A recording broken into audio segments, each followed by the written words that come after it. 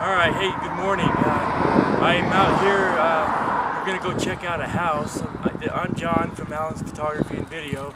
We're going to go check out this old house out in the middle of the field. Don't know what quite to expect, but we're going to go check it out and see what happens. See if we can take the 4x5 out and see if we can't get some good pictures of it. And maybe we'll do some exploring around the property and just to see what's going on. Anyway, hope you come along and have fun. Thank you.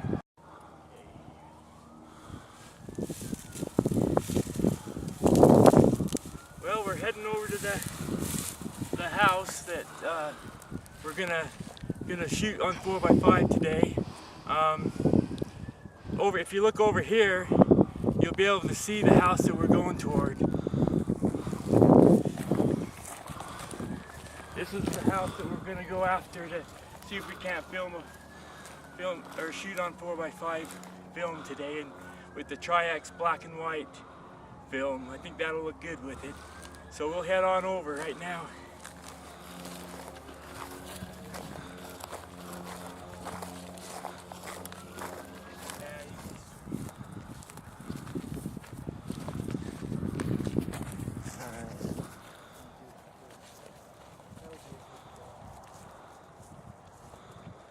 Okay, so we made it over to the house, and I think I want to just explore the house a little bit and just see what this thing is and see what we want to do.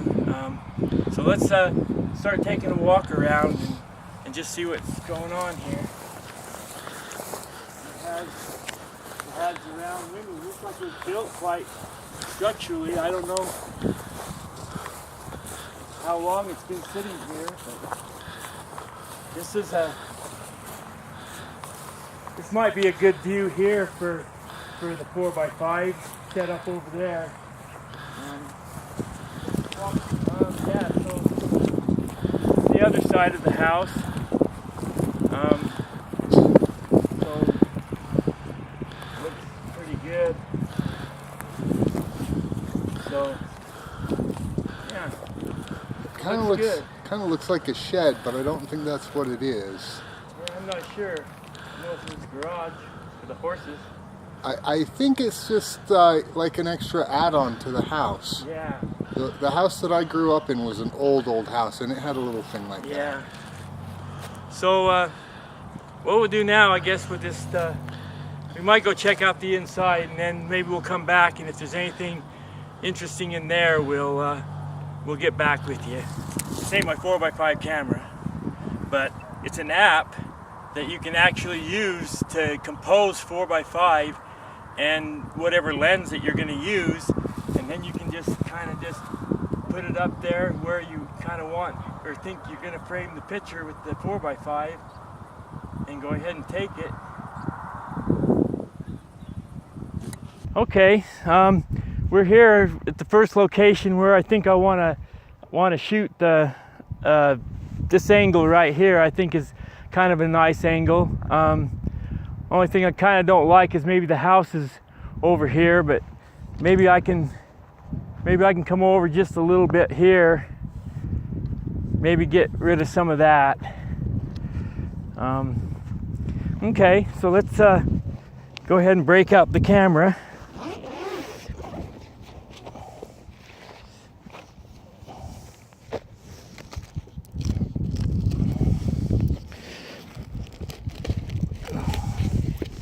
This is the new camera from Intrepid camera company. I was able to get this, and it's been a pretty good little camera. It's not been bad at all. I've really enjoyed shooting it. I've shot probably maybe 15 frames with it so far. It's really lightweight. It's not very heavy at all, and it goes all in my pack, and the pack ends up not being all that heavy, and it's kind of nice. So then we just put it up here, undo the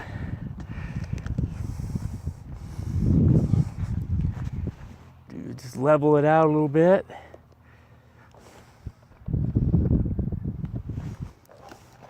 probably going to use the 150 millimeter today, so I'll set that up in this middle hole. There's like 3 holes on top for different lenses. You can have 150 millimeter, which is more the middle. Then I have a 210 millimeter that I use sometimes, and you want to use that on the front because that's gonna focus better. It pulls the focus better.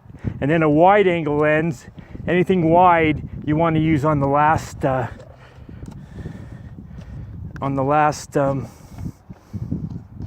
little hole there. Sometimes this is a little difficult to get in. You got to make sure this is all tight down, and then there's little lines that you can actually line everything up. And what you want to do is you want to just get everything zeroed off so that you basically have everything zeroed. And there's 2 knobs here. One knob will actually control this tilt, and then the other knob, they actually control, they can control up and down, or I can't think of the word now, but maybe I can put it in the video title and tell you when I think about it. So then that's all pretty much set up. Just make sure everything's tight. And then we can come over here and grab our lenses. I have 2 lenses, a 150 and a 210, but I'm going to use the 150 today.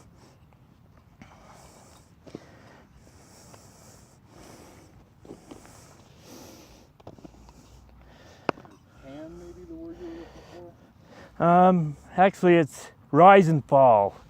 It's rise and fall, yeah. That camera kind of looks like the kind of camera you'd have at the same era as this house. Yeah, it's how you used to get your portrait taken. Yeah, that's what I was thinking. I did not expect that camera to look like that. And then we just place the lens on the lens board, lifting up this and then putting it down, and then that takes care of that. Okay, and then we have this is our you've seen the old time where they put your head underneath this. That's what this is. And so what we do is we just we have to open up the lens. Let me go on this side.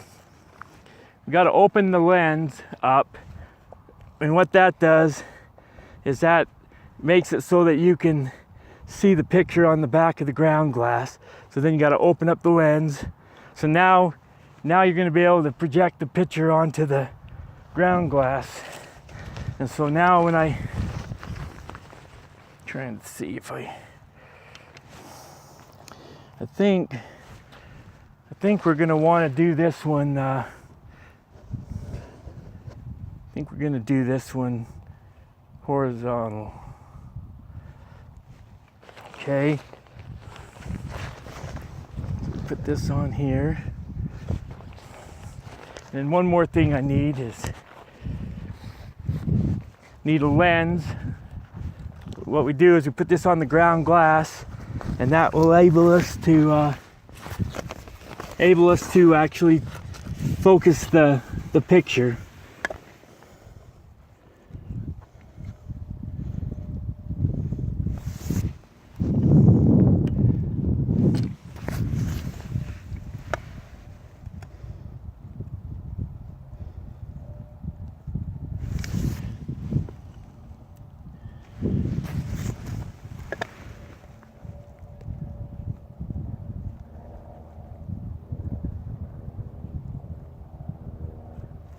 Okay, that looks pretty good. Actually, let me adjust I gotta adjust the rise and fall here a little bit. Okay, so this is the rise and fall right here.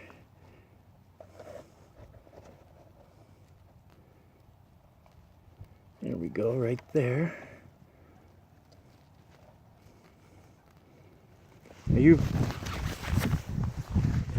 I don't think I'm gonna need any tilt. I think with the small aperture, I think we'll get everything in focus. I think we're gonna shoot probably at an f/22, maybe an f/32. I think we'll capture everything in focus good. So we just check the focus one more time to make sure we're good. Maybe raise this up a little bit more.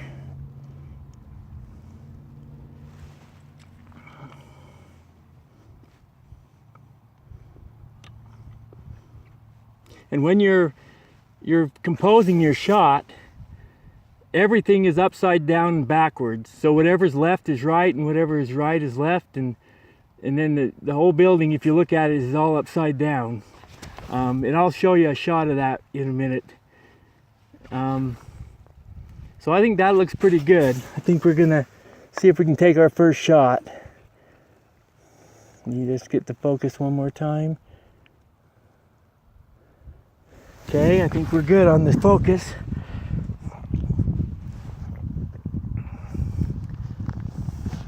So then you just have to make sure everything's locked down. And so I'll go over here, and the next thing we got to do is we've got to get an exposure. We have to get an exposure for the, so I have the new Sekonic 858 spot meter. And I just need to set that on spot. And then I'm gonna have the ISO. We're shooting Tri-x today, and it's 300 ISO. So we'll set that, and then we'll set the shutter speed. And so what we want to do when you're taking readings, you want to take readings of shadow and highlight. And so if any sky is involved, you want to make sure you have detail in your sky. You got to make sure you have detail in your shadow. So usually I'll take 1 to 2, probably 2 to 3 readings of the just different places. And so one reading I'll probably get for sure is I like this side of that left side of that's fairly bright. So I take a reading of that, and that gives me actually, you know what, I gotta do something. I gotta change this to different. So I'm gonna put in an f/32. Oops. I'm gonna do f/32.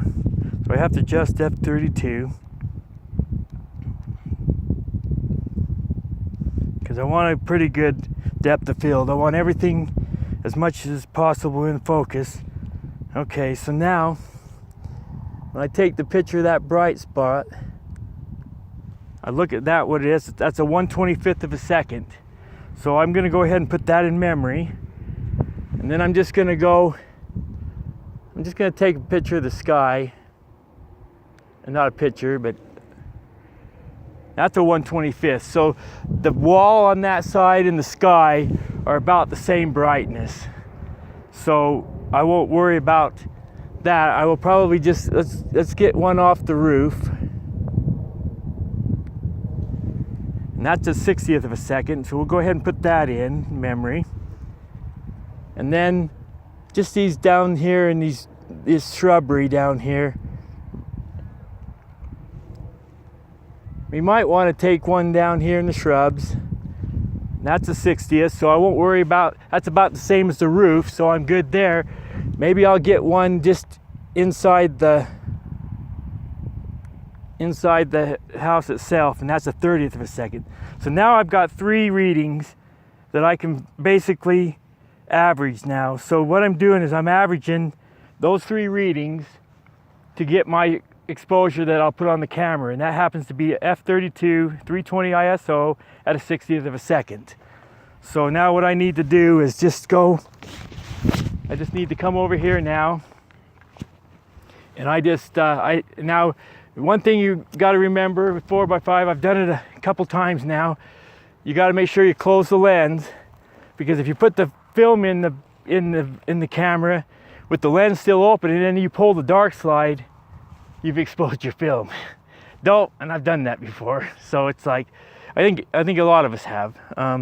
So anyway, so now I set the aperture to f32, which is right there. And then I set the shutter speed to 60th of a second, which is right there. Okay.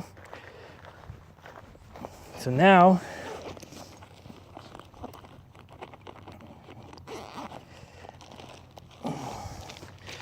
go and grab our film.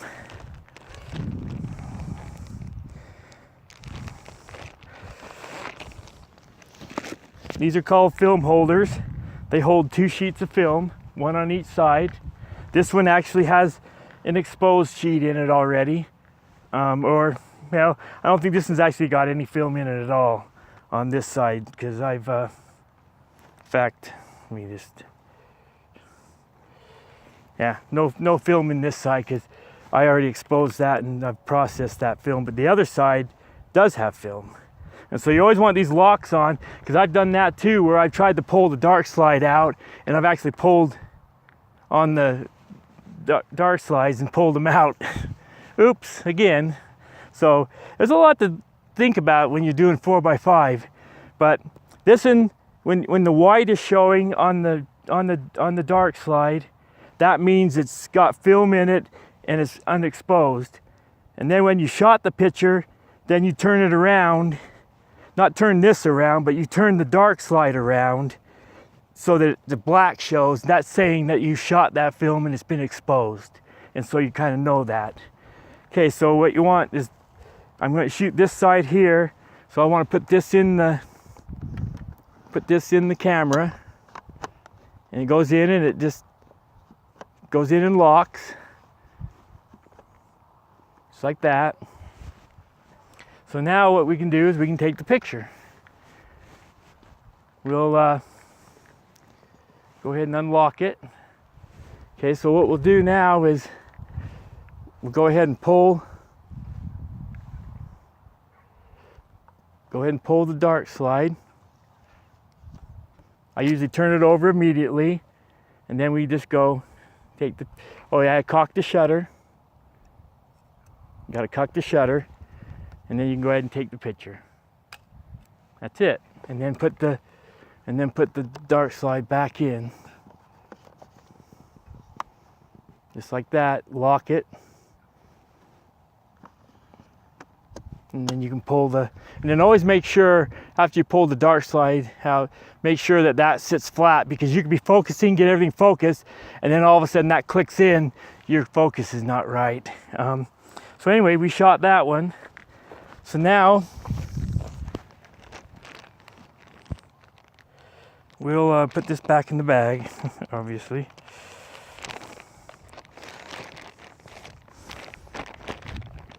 So now what we'll do is maybe we'll set up another shot.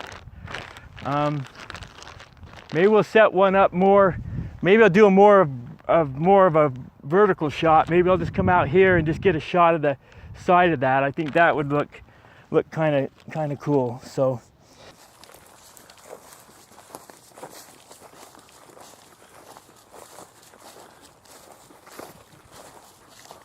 this next shot we'll probably just do a vertical shot.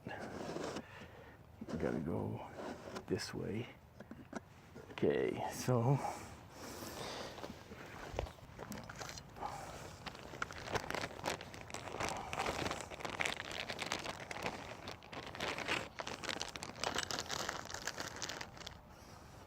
okay,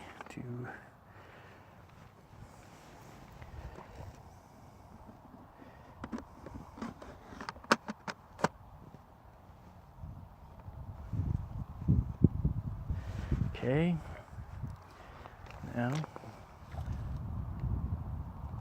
just always double check everything, and then we'll just cock the shutter, and then we'll just go ahead and